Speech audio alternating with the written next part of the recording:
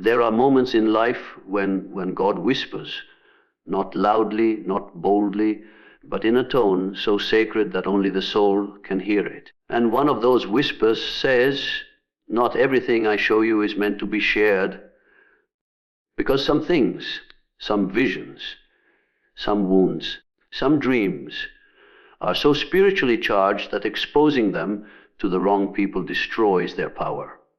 Today, I want to reveal the 5 things God says you should never tell anyone, not out of fear, but out of divine protection. There is a profound spiritual law that operates quietly beneath the surface of human life.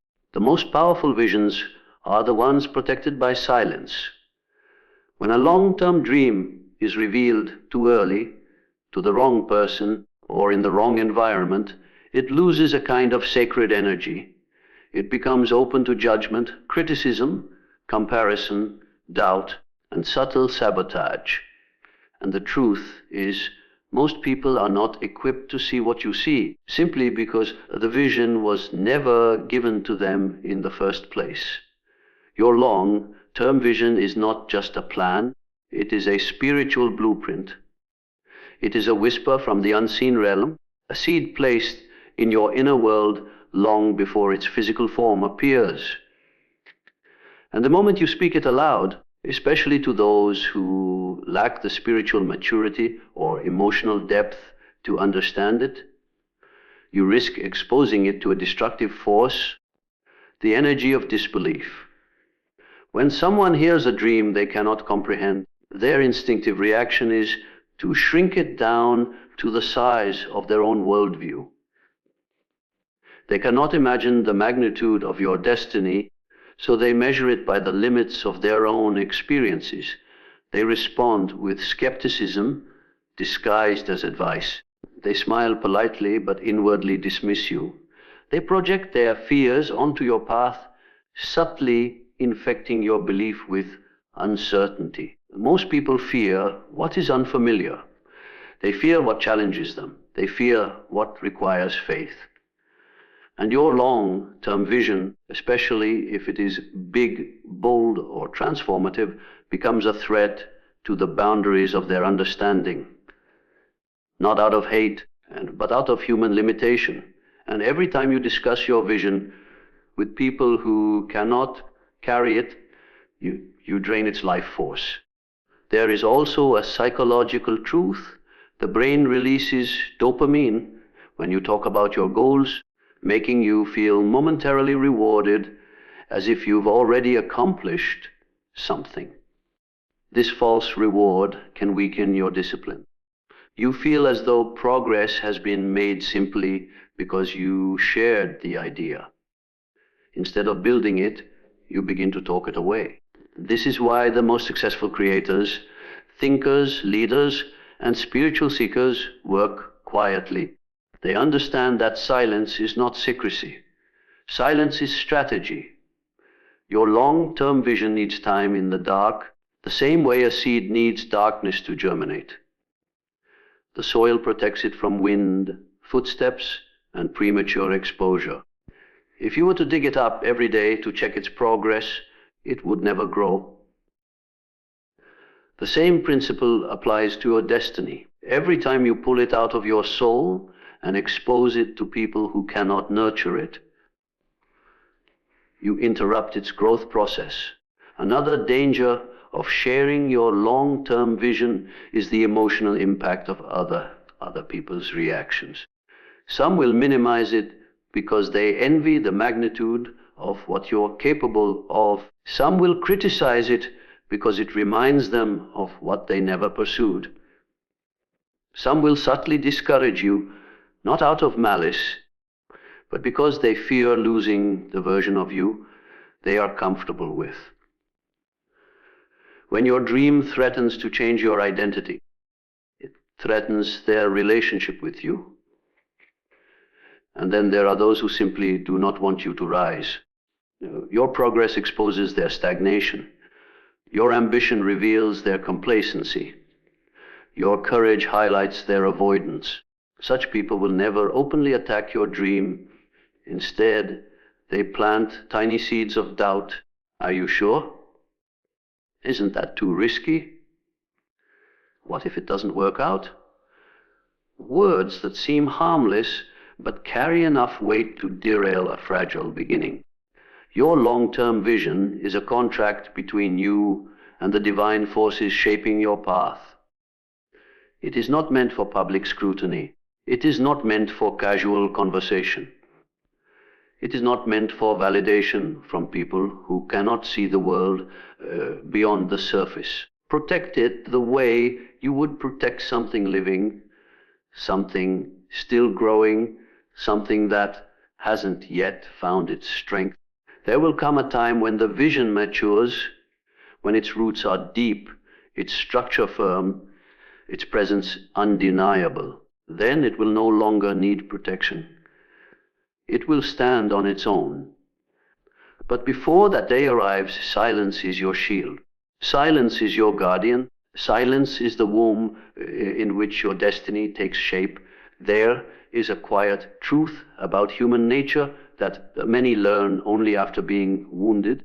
The moment you reveal your weaknesses, you hand someone the blueprint to break you.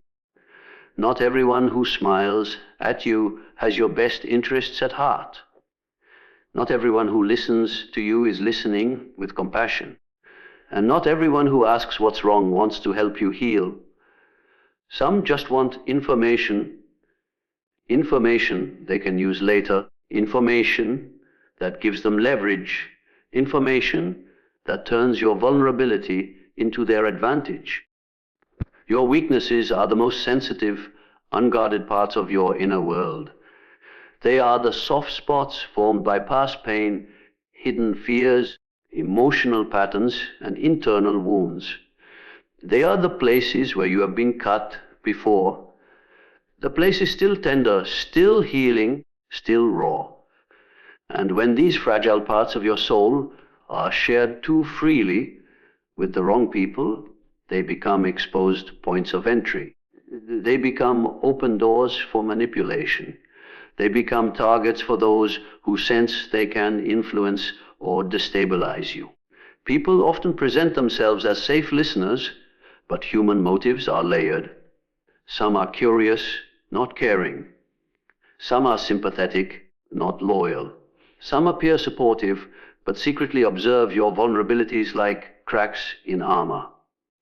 And when conflict arises, when jealousy grows, when resentment builds, the very details you offered in trust become the weapons used against you. This is why your weaknesses must be guarded, not out of fear, but out of wisdom.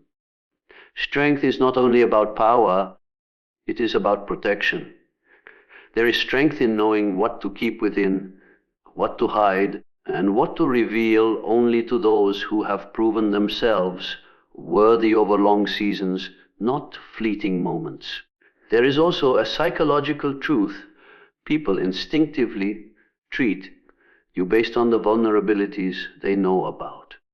When they know your insecurities, they adjust their behavior to trigger them. When they know your fears, they shape their words to magnify them. When they know your doubts, they amplify them subtly, making you second guess yourself. People rarely do this intentionally or maliciously. Often, it's unconscious.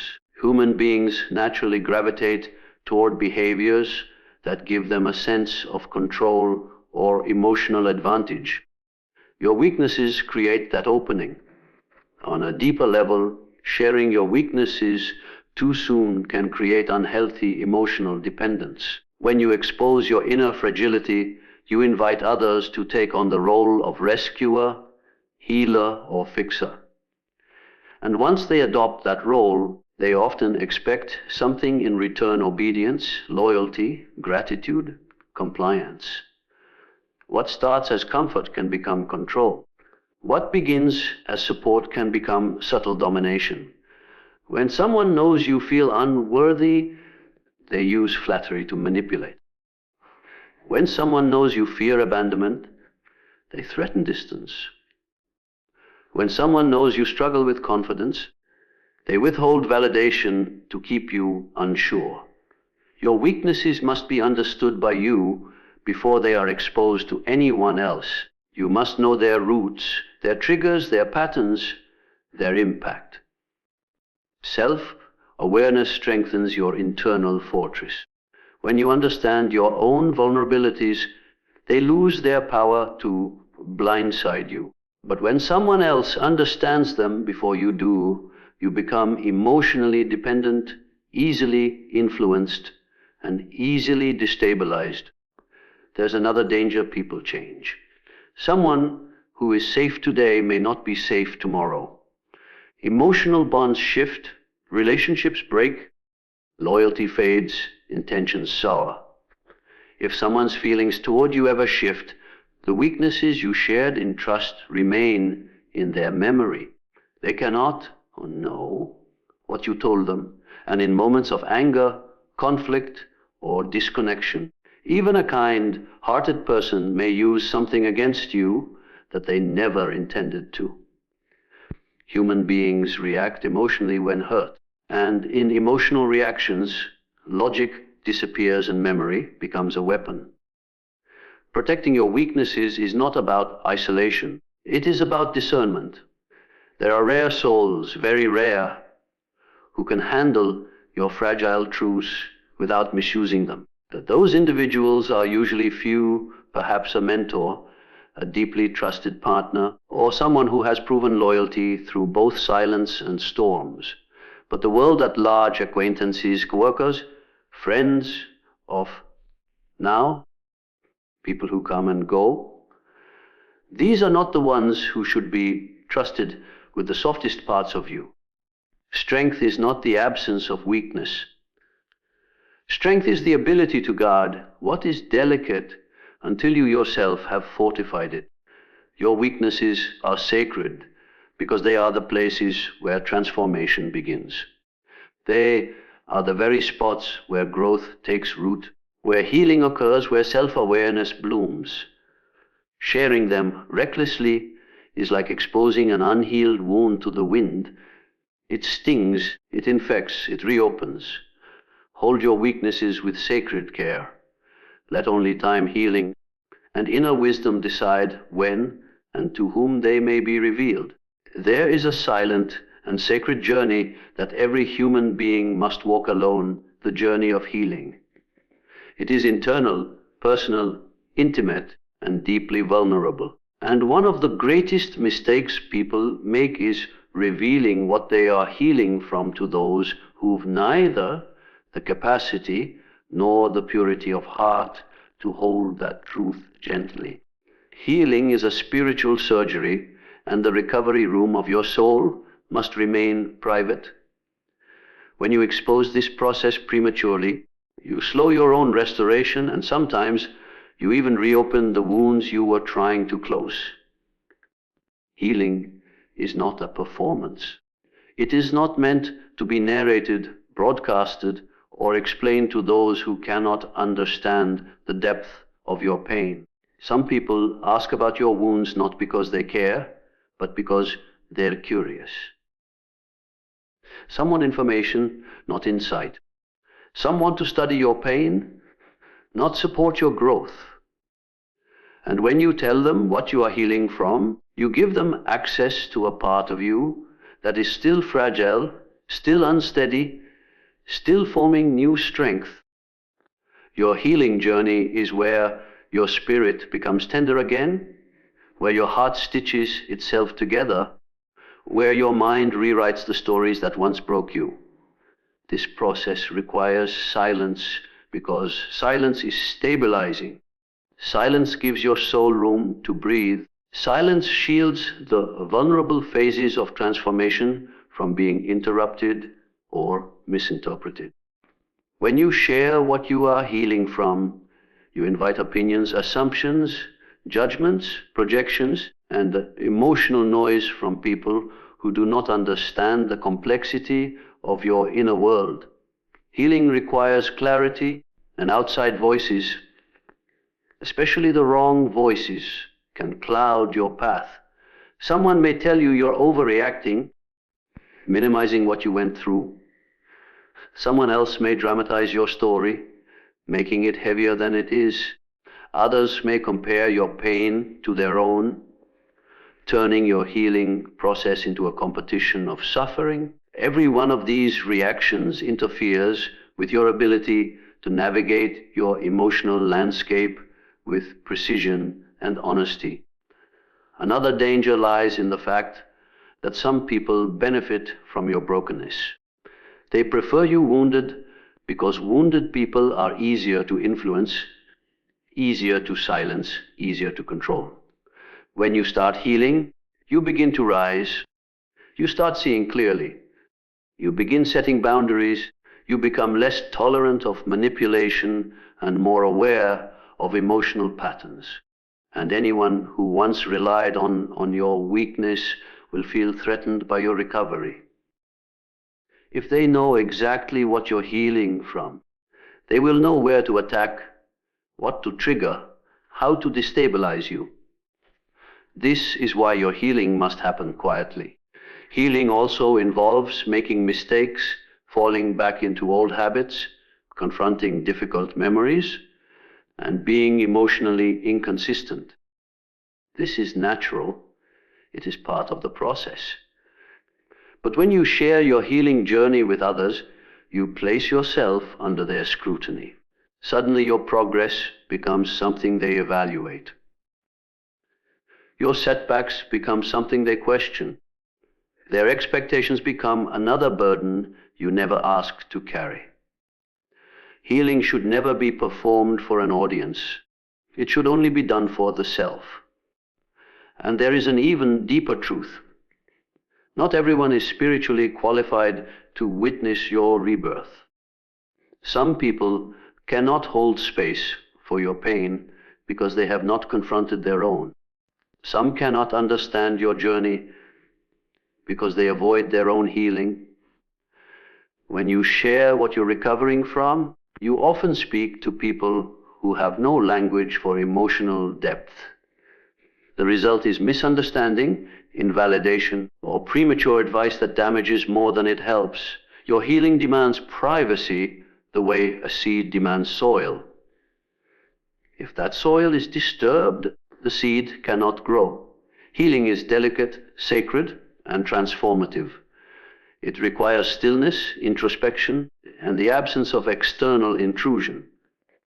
The moment you share too much, you invite energy that interferes with your inner restoration. Keep your healing private until you are no longer triggered by the memory. Share your story only when it becomes wisdom, not when it is still a wound. Speak of your past only when it no longer shakes your voice. Because the truth is, what you're healing from is the birthplace of your new self, and that rebirth deserves protection, patience, and silence. There is a quiet power in giving that is lost the moment it is spoken of. Acts of kindness are sacred energy flowing from the heart, gestures of love, service, and compassion that are meant to be unconditional. When you reveal the good you have done, you risk contaminating it with ego, expectation, or judgment. True kindness carries a spiritual resonance. It is strongest when it remains unseen, unacknowledged, and untouched by human appraisal.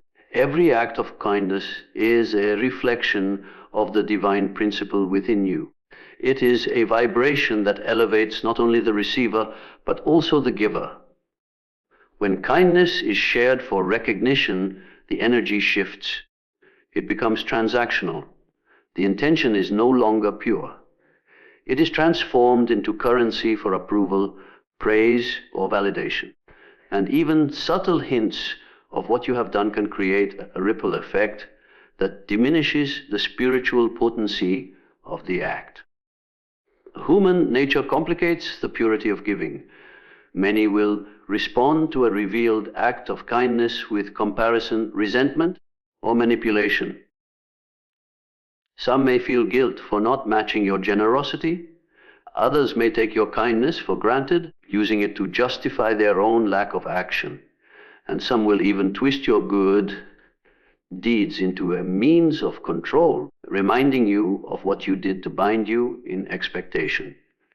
When kindness is made public, it is no longer free.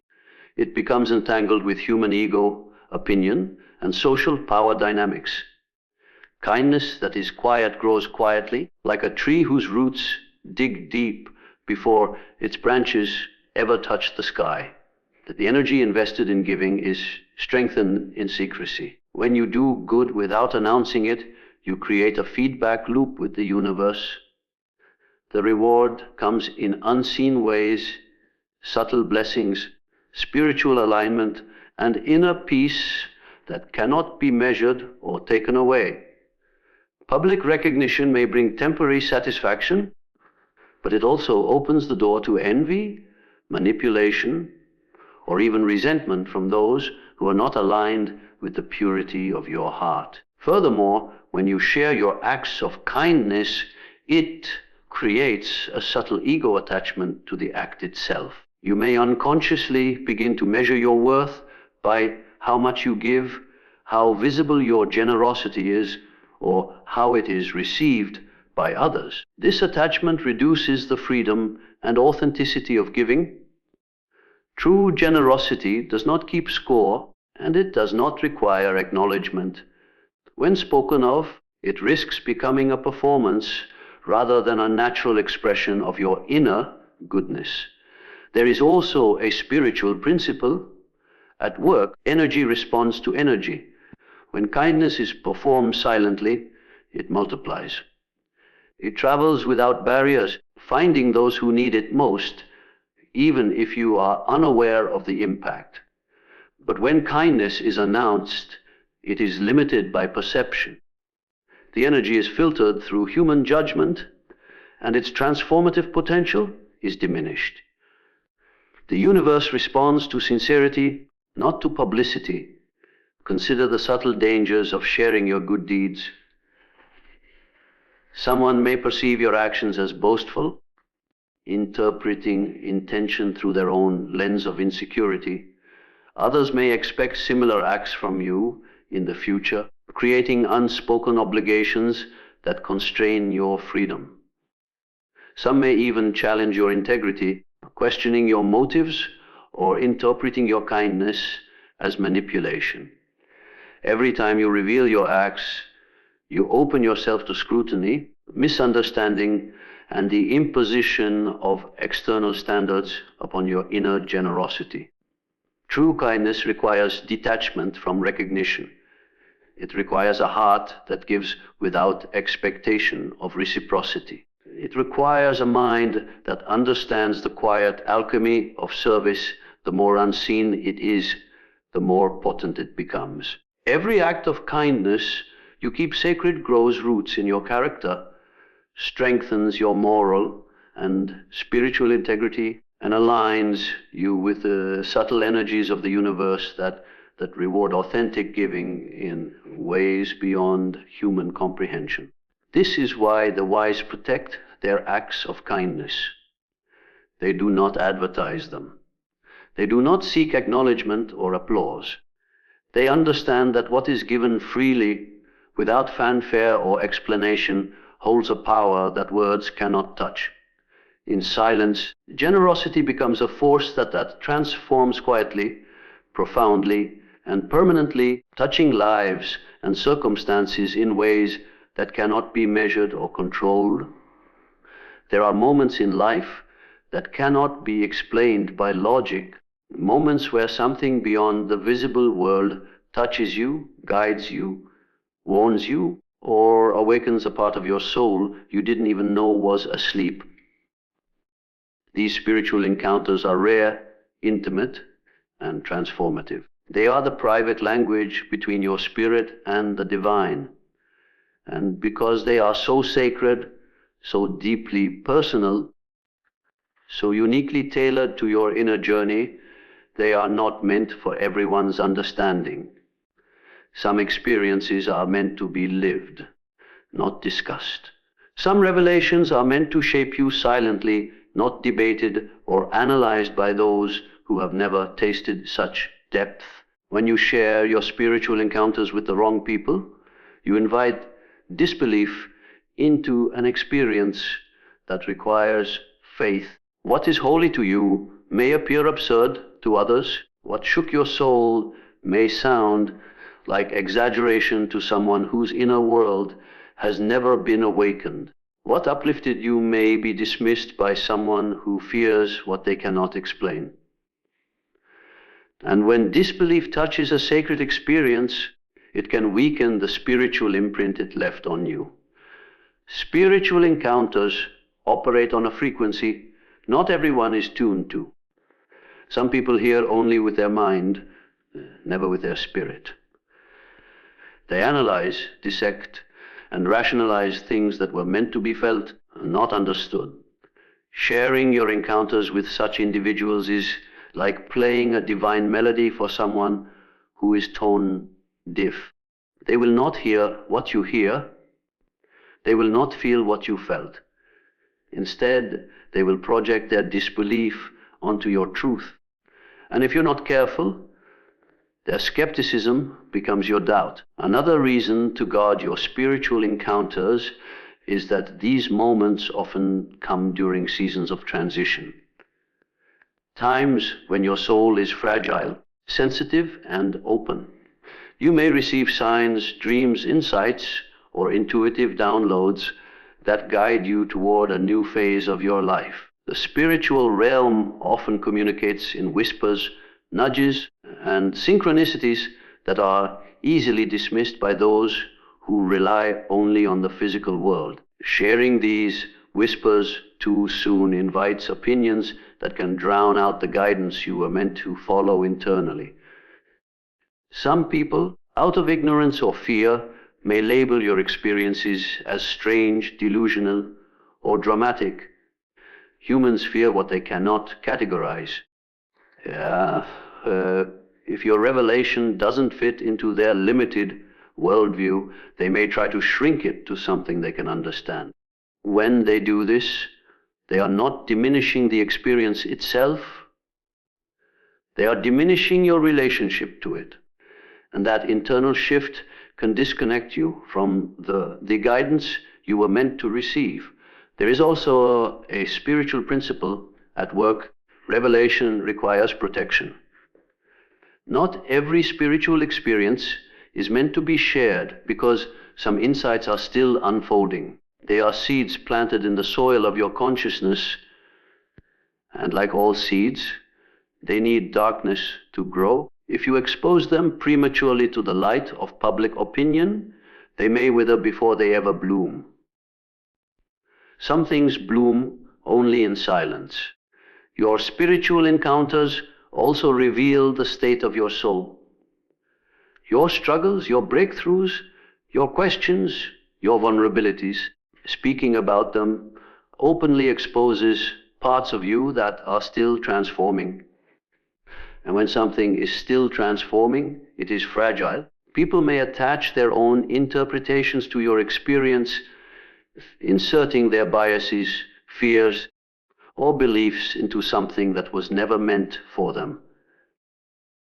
Their interpretation can distort your understanding, weakening the clarity you were given. Another danger lies in how some individuals may try to compete with or invalidate your spiritual encounters. Instead of listening with humility, they may respond with their own exaggerated stories or dismissive comments. Spiritual experiences should never be placed in the arena of comparison or performance. The sacred becomes distorted the moment it becomes conversation material among those who do not honor it. The deepest spiritual encounters are often meant to transform your inner life, not your outer one.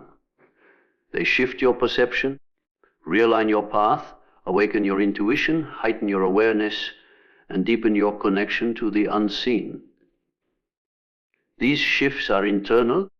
They do not need the validation of external voices. When you protect your encounters, you allow them to integrate into your soul without interference.